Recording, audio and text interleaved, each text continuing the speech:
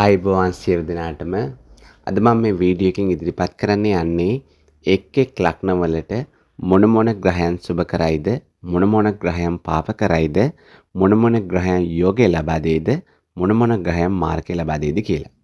ඒ කියන්නේ සුබ පාප යෝග මාර්ග වශයෙන් ග්‍රහයන් ලග්නවලට 4 විදිහකට වැඩ කරනවා. අපි මේ ගැන දැනගත යුත්තේ ඇයි කියලා ඇහුවොත් එක් අයට කාලෙන් කාලට දසාවන් ගත වෙනවා. අපිට මේ දසාවේ සුබ ප්‍රතිඵලයක් ලැබෙනවද අසුබ ප්‍රතිඵලයක් ලැබෙනවද නැත්නම් වෙනයන් කිසියම් ප්‍රතිඵලයක් ලැබෙනවද කියලා ප්‍රශ්නයක් තියෙනවා. අපි මේක ගොඩක් දුරට පැහැදිලි කරනවා නම් උදාහරණයකින් ඔයාගේ ජ්‍යොතිෂ මහත්තයා ළඟට යනවා. ගිහිල්ලා කේන්දරේ පරීක්ෂා කර බලනවා.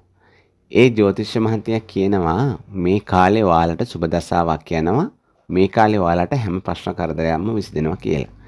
නමුත් දසාව සම්පූර්ණයෙන්ම ගත වෙනවා. සමහර අයට ඒ කිසිම සුබ දෙයක් සිදුවන්නේ නැහැ. ඒ ඇයි කියලා ඇහුවොත් ඔයාලා දැනගත යුතුයි ඒ දසාවට අයිති ග්‍රහයා ඔයාලට සුබ ග්‍රහයක්ද කියලා. මේ ගැන පැහැදිලි කරන්නයි මම අද මේ වීඩියෝ එකෙන් බලාපොරොත්තු වෙන්නේ. අද මම කතා කරන්නේ කන්‍යා ලග්නයේ අයට. කන්‍යා ලග්න හිමියනි ආයිබෝවන්. කන්‍යා ලග්නයේට සුබ ග්‍රහයා වන්නේ සිකුරු ග්‍රහයා සහ බුධ ග්‍රහයා. කන්‍යා ලග්නයේට ග්‍රහයන් දෙන්නෙක් සුබ ග්‍රහයා ලෙස වැඩ කරනවා. කන්‍යා ලග්නයේ අයට සුබ ග්‍රහයා වන්නේ සිකුරු ග්‍රහයා සහ බුධ ග්‍රහයා. ඒ වගේම පාප ග්‍රහයා ලෙස වැඩ කරනවා ග්‍රහයන් 3 දෙනෙක්. සඳු ග්‍රහයා, කුජ ග්‍රහයා සහ ගුරු ග්‍රහයා. කන්‍යා ලග්නයේ අයට පාප ග්‍රහයා ලෙස වැඩ කරනවා සඳු ග්‍රහයා, කුජ ග්‍රහයා සහ ගුරු ග්‍රහයා. ඒ වගේම යෝග ග්‍රහයා ලෙස යෝග ග්‍රහයා කියන්නේ සුබ ප්‍රතිඵලයේ දෙගුණ තෙගුණ කරන දෙනු ලබා දෙන ග්‍රහයට. කන්‍යා ලග්නයේ අයට යෝග ග්‍රහයා ලෙස වැඩ කරනවා බුධ ග්‍රහයා සහ සිකුරු ග්‍රහයා.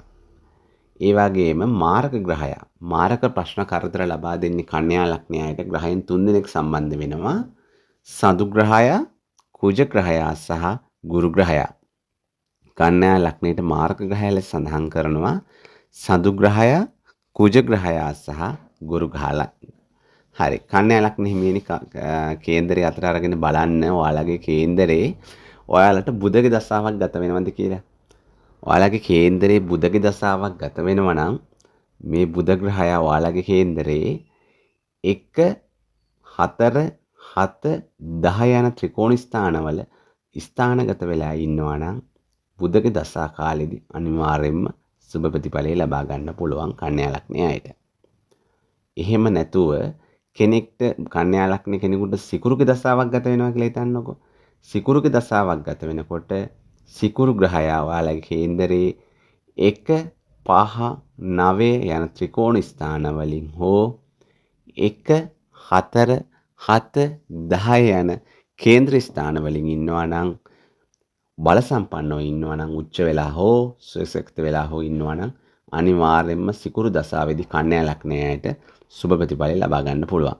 ඒ වගේම ධන යෝගයක් ලබා ගන්න පුළුවන් කන්‍යා ලග්නයේ අයට මේ විදිහට සිකුරු ග්‍රහයා 1 5 9 1 4 7 10 ස්ථානගත වෙලා ඉන්නවා නම් සිකුරු දසාවේදී ඒ වගේම මාරක ග්‍රහයන් ලෙස සඳහන් කරන මම මාර්ග ග්‍රහයන් වන සඳහන් කරන නැත්නම් පාප ග්‍රහයන් ලෙස සඳහන් කරන සඳු කුජ ගුරු වල කේන්දරේ 1 5 9 යන ත්‍රිකෝණ ස්ථානවල බල සම්පන්නව ඉන්නවා නම් ඒ දසාවක් යනකොට ඒ කියන්නේ සඳුගේ දසාවක් හරි කුජගේ දසාවක් හරි ගුරුගේ දසාවක් යනකොට ගොඩාක් ප්‍රශ්න කරදර වලට මුහුණ දෙන්න සිදු වෙනවා කන්‍යා ලග්නයේ අයට.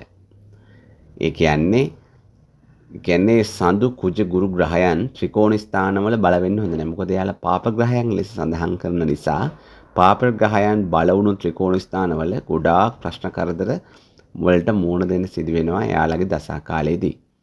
එහෙම නැතුව මාරක ග්‍රහයන් ලෙස සඳහන් කරන සඳු කුජ ගුරු යන ග්‍රහයන් වල කේන්දරේ 2 3 7 8 11 යන ස්ථාන වලින් ඉන්නවා නම් ඒ කියන්නේ ඒ ස්ථානගත වෙලා සඳුගේ දසාවක් හෝ කුජගේ දසාවක් හෝ ගුරුගේ දසාවක් ගත වෙනවා නම් ඒ ග්‍රහයන්ගේ කාලෙදී අනිවාර්යයෙන්ම මාරක ප්‍රශ්න කරදර වලට මුහුණ දෙන්න සිදු වෙනවා.